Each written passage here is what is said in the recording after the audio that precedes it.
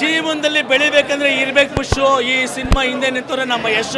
ಅಣ್ಣನ ಮುಂದಿನ ಸಿನಿಮಾ ಟಾಕ್ಸಿಕ್ಕು, ಅಣ್ಣನ ಸೆಲೆಕ್ಷನ್ ನಂಬರ್ 1 ಕ್ಲಾಸಿಕ್ಕು. ಕನ್ನಡ ಇಂಡಸ್ಟ್ರಿಗೆ ಹೊಸ ಪ್ರೊಡ್ಯೂಸರ್ ಬಂದಿದೆ ಪುಷ್ಪಮ್ಮ. ಅವಮ್ಮ ಏನು ತಗ್ಗದೇ ಇಲ್ಲಮ್ಮ. ಈ ಸಿನಿಮಾ ಪಬ್ಲಿಸಿಟಿಯಲ್ಲಿ ಶರತ್ ಸರ್ ಅವರು ನಟನೆಯಲ್ಲಿ 2 in 1 ಸ್ಟಾರ್. ಪುಷ್ಪಮ್ಮ ಮನಸ್ಸು ಮಾಡಿದ್ರೆ ರಾಕಿಂಗ್ ಸ್ಟಾರ್ ಇಟ್ಕೊಂಡು ಕನ್ನಡ ಇಂಡಸ್ಟ್ರಿಗೆ ಒಂದು ಶಾಕಿಂಗ್ ಮೂವಿ ಕೊಡ್ಬೋದಾಗಿತ್ತು. ಆದರೆ ಹೊಸಬರನ್ನ ಬೆಳೆಸ್ಬೇಕನ್ನೋ ಅವ್ರ ಕಾನ್ಸೆಪ್ಟ್ ಇದೆಯಲ್ಲ, ಎಕ್ಸ್ಟ್ರಾರ್ಡಿನರಿ. ಇಂಥ ಒಂದು ಹೊಸಬರನ್ನ ಬೆಳೆಸೋ ಕೆಲಸ ಮಾಡಿದ್ರೆ ನಮ್ಮ ಕನ್ನಡ ಇಂಡಸ್ಟ್ರಿಗೆ ಡಿ ಬಾಸು, DS ಮತ್ತು ರಚಿತರಾಮ್ ಅಂತ ಹಾಕಿಸೋ ಇನ್ನೊಂದಷ್ಟು ಜನ ಬರ್ತಾರೆ. ಕನ್ನಡ ಇಂಡಸ್ಟ್ರಿ ಶೇಕ್ ಆಗುತ್ತೆ. ಇನ್ನು ಕೊತ್ತಲವಾಡಿ ಅಂದ್ರೆ ಎಲ್ರಿಗೂ ಕನ್ಫ್ಯೂಸ್ ಆಗುತ್ತೆ ಏನಪ್ಪ ಅಂತೇಳಿ. ಕೊತ್ತಲವಾಡಿ ಅಂದ್ರೆ ಮೈಸೂರಿನ ಒಂದು ಹಳ್ಳಿ. ಆ ಒಂದು ಹಳ್ಳಿನಲ್ಲಿ ಜನ ಯಾವ ರೀತಿ ಇರ್ತಾರೆ, ಯಾವ ರೀತಿ ಬದುಕ್ತಾರೆ, ಅವರ ಕಷ್ಟಗಳೇನೋ, ಅವ್ರ ಸಮಸ್ಯೆಗಳೇನೋ, ಅವರ ಕಷ್ಟಗಳಿಗೆ ಒಂದಷ್ಟು ಕಾಸು ತಗೊಂಡ್ರೆ ಬಡ್ಡಿ ಏನೋ ದಂಧೆಯಲ್ಲಿ ಯಾವ ರೀತಿ ಹಿಂಸೆ ಕೊಡ್ತಾರೆ. ಅಂತ ಒಂದು ಸನ್ನಿವೇಶದಲ್ಲಿ ಯಾರೋ ಒಬ್ಬ ನಾಯಕ ನಿಮ್ಮನ್ನು ಪಾರು ಮಾಡ್ತೀನಿ ಅಂತ ಹೇಳಿ ಯಾವುದೋ ಒಂದು ಮರಳು ಮಾಫಿಯಾಗಿ ಬಿಡ್ತಾನೆ ಹಳ್ಳಿ ಜನನ.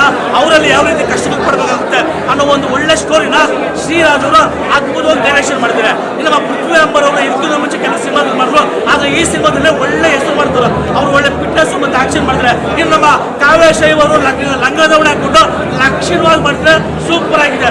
ಗೋಪಾಲ್ ದೇಶಪಾಂಡೆ ಅವರು ದಯವಿಟ್ಟು ವಿಲನ್ ಪಾತ್ರದಲ್ಲಿ ಸ್ಟೋರಿನ ಮಸ್ತಾಗಿ ಹೇಳ್ಕೊಂಡಿದ್ರೆ ಖರಾಬ್ ಆಕ್ಷನ್ ಮುಂದೆ ಇನ್ನಷ್ಟು ಫ್ಯೂಚರ್ ಇದೆ ಅವ್ರಿಗೆ. ಇನ್ನು ನಮ್ಮ ರಾಜೇಶ್ ನಟರಾಜ್ ಅವರು ಪೊಲೀಸ್ ಪಾತ್ರದಲ್ಲೇ ಅದ್ಭುತವಾಗಿ ಅಭಿನಯ ಮಾಡಿದ್ರೆ ಟೋಟಲಿ ಹೇಳ್ಬೇಕಂದ್ರೆ ಒಂದು ಒಳ್ಳೆ ಸಿನಿಮಾ ಸರ್. ಕುಟುಂಬ ಸಮೇತ ಬಂದು ನೋಡೋಂಥ ಸಿನಿಮಾ. ಹಳ್ಳಿಗಳಲ್ಲಿ ಯಾವ ರೀತಿ ನಡೀತಾ ಇದೆ, ಯಾವ ರೀತಿ ಮಣ್ಣು ಮಾಫಿಯಾ ತಿಂದು ಜನ ಯಾವ ರೀತಿ ಅಂದ್ರೆ ನಾಯಕರು ಸಾಯ್ತಾ ಇದ್ರೆ, ಮತ್ತೆ ರಾಜಕೀಯ ಮೇಡಮ್ ಹಳ್ಳಿಯಿಂದ ದಿಲ್ಲಿವರೆಗೂ ಯಾವ ರೀತಿ ಎತ್ಕೊಂಡು ಹೋಗ್ತಾರೆ ಹಳ್ಳಿಯಿಂದ ಅನ್ನೋ ಒಂದು ಒಳ್ಳೆ ಸ್ಟೋರಿ ಹಾಕೊಂಡಿದ್ರೆ ಮಸ್ತಾಗಿದೆ. ಎಲ್ಲರೂ ಬಂದು ನೋಡ್ಬೋದು. ಜಯ ಯಶ್.